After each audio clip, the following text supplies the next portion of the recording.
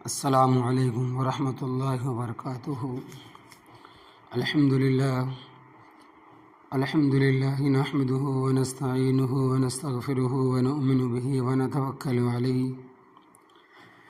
الحمدللہ وکفى وسلام علی عباده الذین اصطفى، اما بعد فاعوذ باللہ من الشیطان الرجیم، بسم اللہ الرحمن الرحیم۔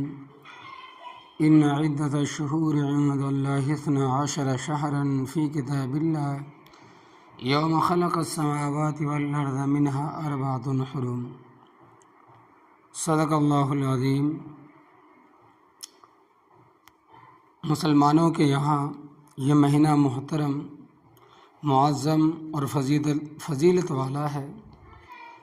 محرم کے معنی ہی محترم، معظم اور مقدس کے ہے۔ عام طور پر یہ خیال کیا جاتا ہے کہ اس مہینے کو اس لیے فضیلت ملی ہے کہ حضرت حسین رضی اللہ تعالی عنہ کی شہادت اس میں ہوئی۔ یہ غلط ہے۔ اس مہینے کی فضیلت اسلام سے پہلے بھی بہت پہلے سے ہے۔ جناب نبی کریم صلی اللہ علیہ وسلم مدینہ طیبہ میں تشریف لائے تو یہود کو دیکھا کہ وہ اس دن کو روزہ رکھا کرتے تھے۔ آپ صلی اللہ علیہ وسلم نے فرمایا کہ تم روزہ کیوں رکھتے ہو؟ کہنے لگے کہ بہت اچھا دن ہے، اس دن میں حق تعالیٰ نے بنی اسرائیل کو ان کے دشمن فرعون سے نجات دی تھی، اس لیے حضرت موسیٰ علیہ السلام نے اس دن کا روزہ رکھا۔ یہ سن کر آپ صلی اللہ علیہ وسلم نے ارشاد فرمایا کہ ہم بنسبت تمہارے حضرت موسیٰ علیہ السلام کے موافقت کے زیادہ حقدار ہیں۔ پھر آپ نے خود بھی روزہ رکھا اور صحابہ کرام رضی اللہ تعالی عنہم کو بھی اس دن کے روزہ رکھنے کا حکم دیا۔ صحیح مسلم میں حضرت ابو ہریرہ رضی اللہ تعالی عنہ سے روایت ہے کہ رمضان کے بعد افضل روزہ محرم کا ہے، اور فرض نماز کے بعد افضل نماز تہجد کی نماز ہے۔ یہ بھی ارشاد فرمائے کہ 10 محرم کو ہم بھی روزہ رکھتے ہیں اور یہودی بھی روزہ رکھتے ہیں، جس کی وجہ سے ان کے ساتھ ہلکی سی مشابہت پیدا ہو جاتی ہے۔ اس لیے اگر میں آئندہ سال زندہ رہا تو صرف عاشورہ کا روزہ نہیں رکھوں گا، بلکہ اس کے ساتھ ایک روزہ اور ملاؤں گا۔ محرم 9 محرم یا 11 محرم، یعنی 10 کے ساتھ میں یا تو 9 محرم یا پھر 11 محرم کا روزہ بھی رکھوں گا، تاکہ یہودیوں کے ساتھ مشابہت ختم ہو جائے، 9 10 یا پھر 10 11۔ اس لیے صحابہ کرام رضی اللہ تعالی عنہم اجمعین نے عاشورہ کے روزہ میں اس بات کا اہتمام کیا، 9 محرم 10 کے ساتھ یا 10 کے ساتھ 11 محرم کا ایک روزہ اور ملا کر رکھا اور اس کو مستحب قرار دیا، اور تنہا عاشورہ کے روزے رکھنے کو نبی کریم صلی اللہ علیہ وسلم کے ارشاد کی روشنی میں مکروہ تنزیہی اور خلاف اولیٰ قرار دیا۔ امام بہقی رحمۃ اللہ علیہ نے حدیث بیان فرمائی ہے کہ نبی کریم صلی اللہ علیہ وسلم نے فرمایا کہ جو شخص عاشورہ کے دن اہل و عیال پر وسعت کرے گا، یعنی کہ بہت دل کھول کر خرچ کرے گا، حق تعالی شانہ سارے سال، یعنی سال ہا سال، پورا سال فراخ روزی عطا فرماتے ہیں۔ کئی لوگ اس مہینے میں خصوصاً عاشورہ کے دن ماتم کرتے ہیں، سینہ پیٹتے ہیں، چہرے پہ مارتے ہیں اور غم کا اظہار کرتے ہیں۔ یہ گناہ ہے۔ اسلام ہمیں صبر و استقامت کی تعلیم دیتا ہے۔ زور زور سے رونا، پیٹنا، سینہ کوبی کرنا، کپڑے پھاڑنا اسلامی تعلیمات سے کوسوں دور ہے۔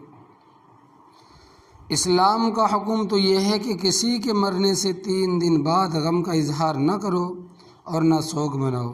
صرف عورت کے لیے اپنے شوہر کے مرنے کے بعد 4 ماہ 10 دن تک سوگ منانا ضروری۔ شوہر کے علاوہ کسی اور کا خواہ باپ ہو یا بھائی ہو یا بیٹا ہو، 3 دن کے بعد سوگ منانا جائز نہیں۔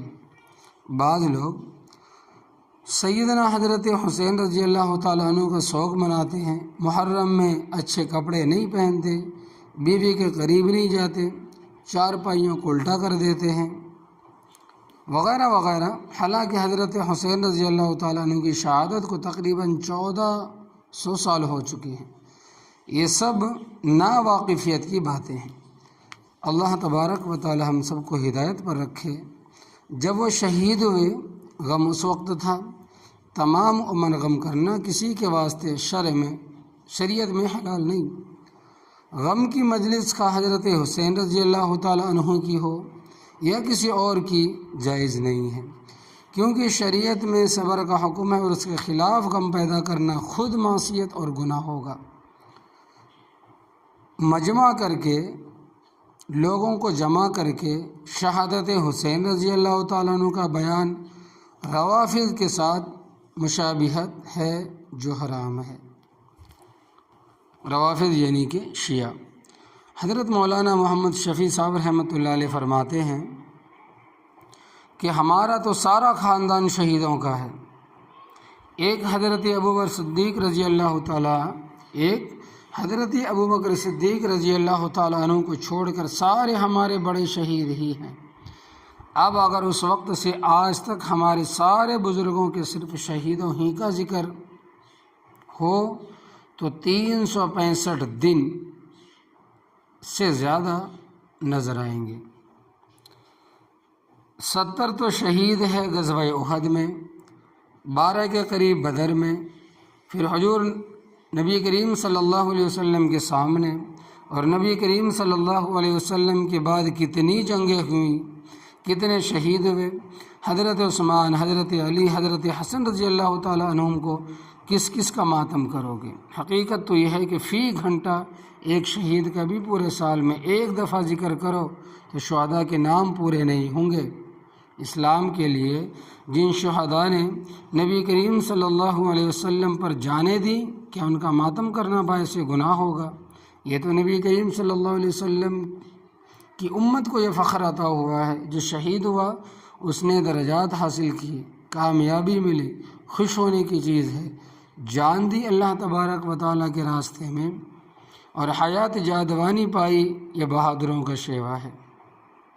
انہوں نے زندگی کا حق ادا کیا، پھر کیسے کیسے قراء، حفاظ، علماء، خلفاء، ہر درجے کے لوگوں کو جامع شہادت نصیب ہوا۔ رسول پاک صلی اللہ علیہ وسلم نے کیا کیا، صحابہ کرام نے کیا کیا، بس یہ دیکھ لو، یہی دین ہے۔ قبروں کی لیپا پوتی جائز ہے، لیکن اس کام کے لیے صرف ماہ محرم کو مقرر کرنا کہاں سے درست ہے؟